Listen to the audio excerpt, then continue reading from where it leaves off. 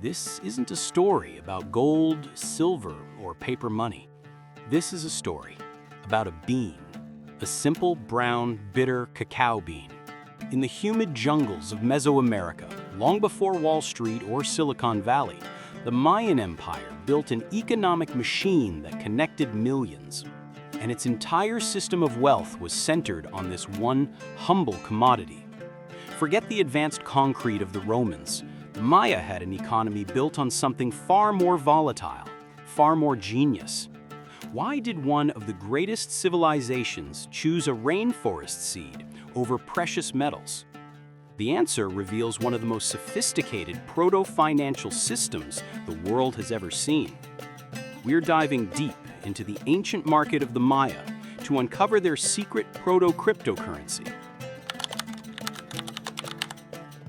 To understand the power of cacao, you have to think like a Mayan financier. The ideal currency must be three things: valuable, portable, and difficult to counterfeit. Cacao was all three. For the Maya, it was more valuable than gold. It wasn't just money, it was the raw material for their sacred drink, the bitter, frothy chocolate reserved for royalty and ritual. It had inherent utility, making it immune to the concept of worthless paper money.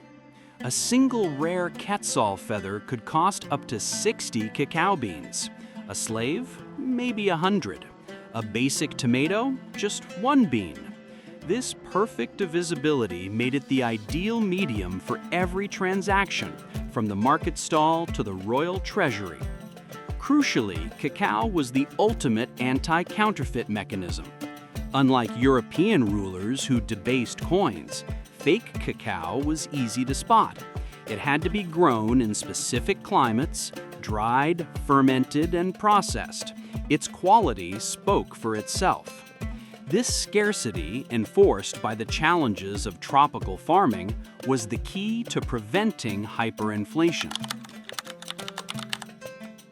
But the cacao bean was only the base layer of the Mayan economy, the equivalent of modern-day cash or a widely accepted stablecoin. For large, intercity transactions, think massive land deals or the purchase of a whole shipment of obsidian, the Maya used a multi-tiered system of high-value assets. This is where the truly exotic commodities came in. Brightly colored quetzal feathers and intricately carved shells from the coast served as their high-denomination bills. These were incredibly difficult to acquire, impossible to counterfeit, and their value was recognized across the entire cultural sphere. This layered system, everyday cacao for small trades and rare, beautiful items for big-ticket exchanges, shows an astonishing level of financial planning, mirroring modern finance's structure of fiat currency and specialized assets. But a currency is only as good as the network it flows through. Meet Akin, a Pochteca, an elite Mayan merchant. Akin wasn't just a salesman, he was the decentralized financial backbone of the empire. He managed a mobile portfolio, his wealth carried in woven baskets, each bean meticulously counted and protected. His journeys were long, navigating the extensive Sac-Bayab road network, massive limestone arteries that connected distant city-states, even though the Maya never used the wheel. The Pochteca were the de facto Mayan intelligence agency and logistics managers. They were immune to local laws, carrying diplomatic immunity as they moved from city to city, exchanging not just goods, but vital information about market stability, politics, and critically, the fluctuating supply of cacao. They were the ones who ensured a consistent, trusted flow of value across a massive geographic area. The Pochteca fueled a massive, complex trade specialization. The cities near volcanoes produced high-value obsidian for tools. Coastal cities traded salt and dried fish. Upland regions supplied rare quetzal feathers for royal garments.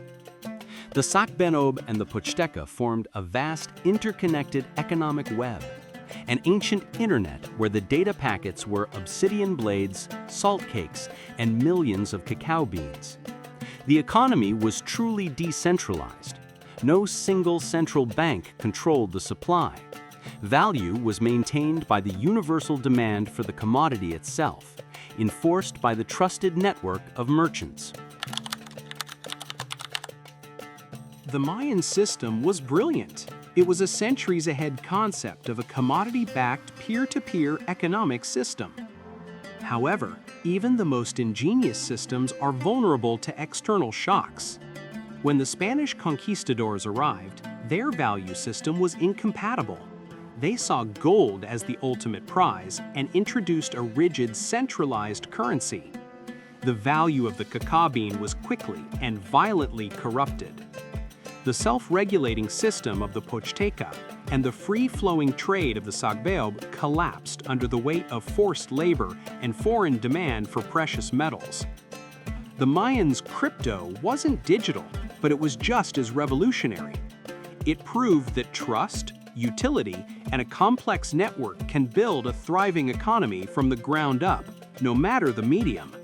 What does the fall of the cacao-backed empire teach us? That the best currency is not necessarily the rarest, but the one whose value is inherently tied to the sustenance and culture of its people.